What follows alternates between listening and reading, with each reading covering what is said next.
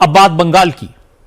आज से 9 राज्यों और 3 यूनियन टेरिटरीज में वोटर लिस्ट का स्पेशल इंटेंसिव रिवीजन शुरू हो गया। चुनाव अधिकारी घर घर जाकर वोटर्स का वेरिफिकेशन कर रहे हैं। 11 राज्यों में तो यह प्रक्रिया शांति से चल रही है, लेकिन पश्चिम बंगाल में विवाद शुरू हो गया। ममता बनर्जी वोटर लिस्ट के रिवाइज किए जाने का विरोध कर रही हैं। आज कोलकाता में ममता बनर्जी पार्टी के बड़े बड़े नेताओं के साथ सड़क पर उतरी। एसआईआर के खिलाफ प्रोटेस्ट मार्च निकाला और इसके बाद रैली हुई। अभिषेक बनर्जी ने दावा किया कि एसआईआर की वजह से बंगाल में अब तक 7 लोगों की मौत हो चुकी है और इसके लिए बीजेपी जिम्मेदार है। अभिषेक बनर्जी ने कहा, अगर बंगाल के लोगों का वोट काटने की साजिश नहीं रुकी तो बंगाल के लोगों को दिल्ली की तरफ कूच करना पड़ेगा। दिल्ली में तृणमूल कांग्रेस चुनाव आयोग का घेराव करेगी। ममता बनर्जी ने भी आरोप लगाया कि चुनाव आयोग के जरिए बीजेपी बंगाल के 2.25 करोड़ वोटर्स के नाम वोटर लिस्ट से काटने की तैयारी कर रही है। ममता बनर्जी ने कहा कि मोदी सरकार तरह तरह के कार्ड बनवाती है और फिर कहती है कि वोटर लिस्ट में कोई कार्ड नहीं चलेगा। ममता ने कहा, सबसे अच्छा है कि दिल्ली से बीजेपी की सरकार को हटा दिया जाए, फिर किसी कार्ड की जरूरत ही नहीं पड़ेगी। बोलছে सब ठीक ठाक कर दिया, हमने ऐतिहासिक बना दिया, एसआईआर को ऐतिहासिक बना दिया। क्या ऐतिहासिक है? कितना कार्ड बनाओगे? Ration card, health card, PAN card, Aadhaar card.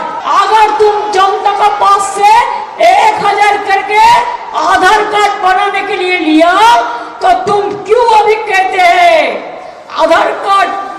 No Aadhaar for voter list, no Aadhaar for ration card. लेकिन बैंक में जब आप अकाउंट करने जाता है तो आधार लिंक चाहते हैं। तो क्या है? तो फिर क्यों कह रहा है no ID card no vote? इतना दिन 24 साल में आप जो जीता, कौन वोट लेके जीता? कौन वोटर लिस्ट लेके जीता? बीजेपी सरकार। अगर ये लिस्ट झूठा है तो आपका सरकार भी झूठा है। तो हम क्या बोलेगा? चोरी किया?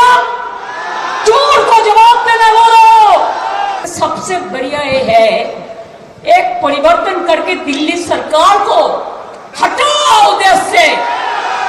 कोई आधार का जरूरत नहीं होगा, कोई आधार नहीं आएगा। ममता के मार्च के जवाब में बीजेपी ने स्पेशल इंटेंसिव रिवीजन के सपोर्ट में मार्च निकाला।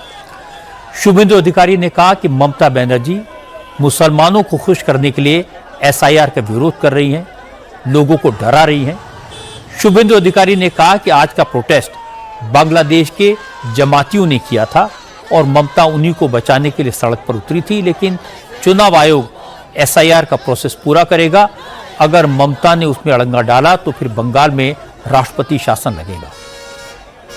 बीजेपी सड़क में है, बीजेपी देश हित में, बंगाल का हित में और संविधान का बचाने के लिए बीजेपी सड़क में है। 12 प्रदेश में एसआईआर चल रहा है, कोई भी कुछ नहीं है।